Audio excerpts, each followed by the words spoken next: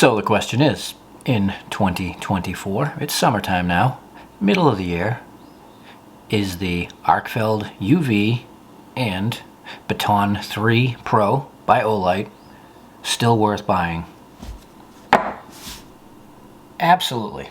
They're both still relevant flashlights, and we're going to start with the Baton 3 Pro first because this is one of my main flashlights. I carry two flashlights all the time, every day, and the Baton 3 Pro is one of them. There it is. My orange baby that I love so much. Well used, well worn, still performing. It's great. I love it. And the other is the Warrior 3S. So these are the two flashlights that I carry every day. And the thing about the Baton 3 Pro is the size. It's an 18650 battery inside. You may know this, you may not know this. I'm assuming if you're wondering if it's still worthy of a purchase, then you don't own it. So we'll go over some things. It puts out 1500 lumens maximum, which is plenty fine. It has a moonlight of 1/2 lumen. So it is a true moonlight, if you ask me. And it's been produced in a bunch of different colors, and that's great. Everybody loves options. Mine that I carry is neutral white. The one I'm going to be showing you in this video is cool white. So there is another awesome option if you prefer either emitter. But let me give you a little bit of preview outside of how bright this little flashlight is.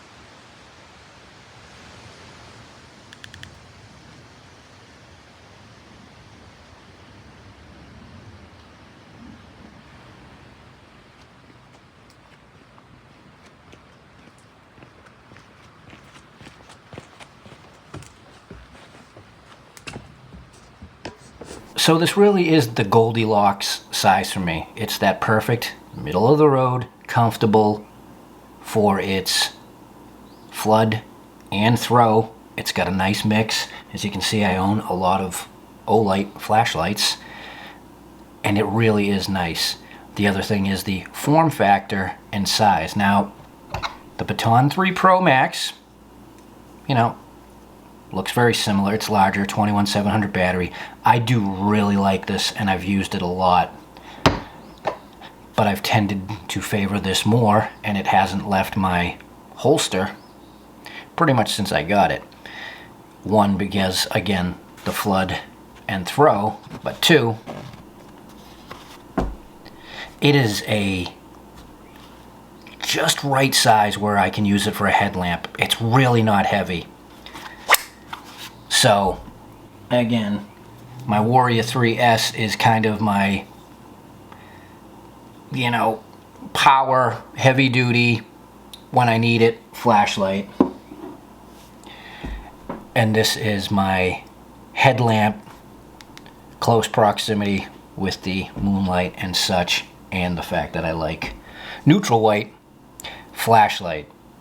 Now, the other important thing is that when I'm out filming my digging videos, I use this for all my B-roll. So if I dig up something really cool and old out of the ground and I need to get a B-roll shot of it, show the detail, I use this flashlight. And it's the neutral white that really is perfect, where the cool white sometimes washes it out, and this is just spot on for me. So it gets used, if not every day, most days. 5 out of 7 days out of the week. And you can see by the, the finish, almost 2 years of use out in the woods and in the dirt and everything else. It's got some nice characteristics to it. So yeah, I would recommend the Baton 3 Pro in a second still. It's just a fantastic flashlight, perfect size, great flood and throw, super reliable.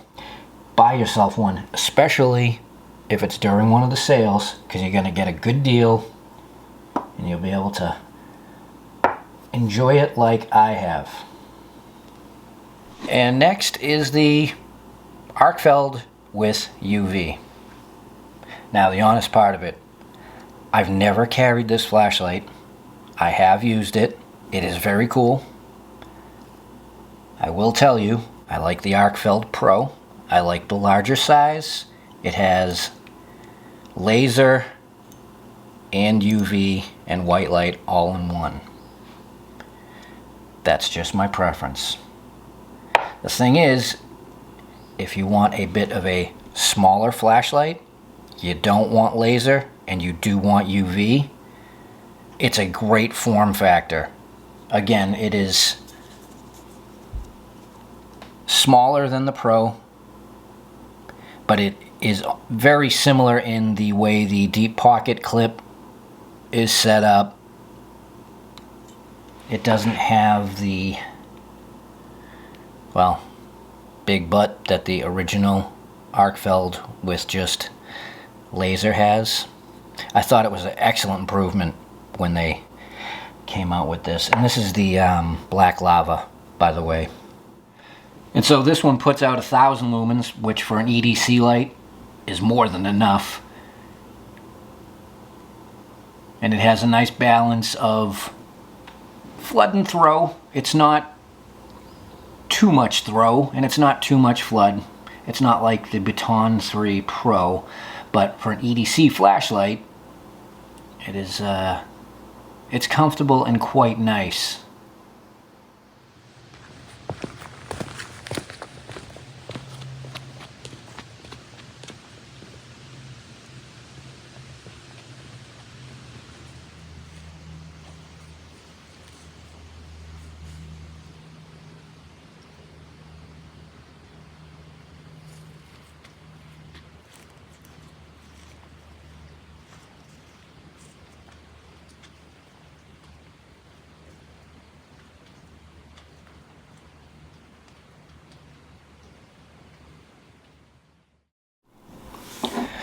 And so what I've tended to use my UV flashlights for are glow stuff, and that's why I still think this is decent, because of the, it's a flashlight but it has UV. If you have glow items, UV charges it crazy quick, if you can see that.